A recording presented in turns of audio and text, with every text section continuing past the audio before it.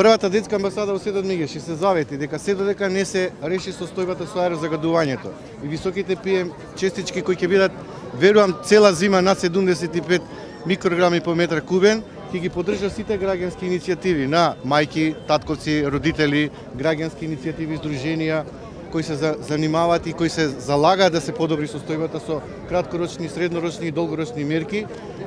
Нашата поддршка ја имаат. Овој пат иницијативата ја поддржуваме и ќе поддржиме иницијативата во среда на мајките за не ги пушта децата на училиште. Забележуваме дека Министерството за образование е подготвено на нашата вчерашна реакција да одговори соодветно за да не се пушта децата во екстремни аерозагадувања кога PM честичките се над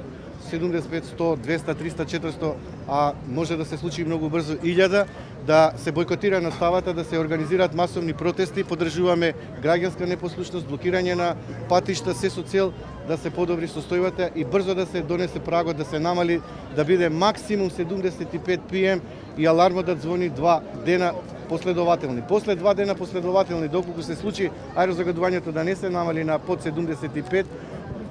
сметам дека по автоматизам треба да се прогласува вонредна состојба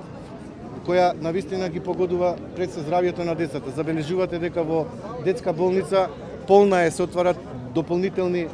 оделенија, значи секој второ дете е погодено од аерозагадувањето, имаме високи концентрации на PM10 во воздухот, а со тоа се директно се делува на респираторните органи на децата кои се во развој и кои се подложни на последици директни по нивното здравје. Ние ќе упатиме директно барање до Комитетот за правата на детето и до сите меѓународни организации каде што првата детска амбасада членува да ни помогнат со меѓународна поддршка властите и органите кои да вистина имаат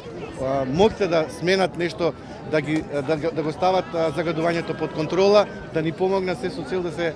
нормализира состојбата во Скопје, во Куманово, во Кавадарци, Велес, Битола и Тетово. Сметам дека пола Македонија е под вонредна состојба и навистина и владата и Министерството за образование, труд и градските власти во сите локална самоуправа треба сериозно да се ја земат работата во свој раце. Ние за време на мировниот марш 21 септември организиравме тука мировен марш. Видовме многу политичари кои се заветија дека ќе ја подобре состојбата, дури градоначалниците дојдоа да потпишат својрачно дека ќе се залагаат да ја стават оваа ситуација под контрола. Наша задача е сега подписите кои ги дадоа да ги посетиме на заветувањата и навистина да ги опоменуваме и да ја преземат одговорност лична од нивна страна, децата да не трпат последици по нивното здравје. Тоа е нивна обврска и со Уставот и со Конвенцијата за правата на детето.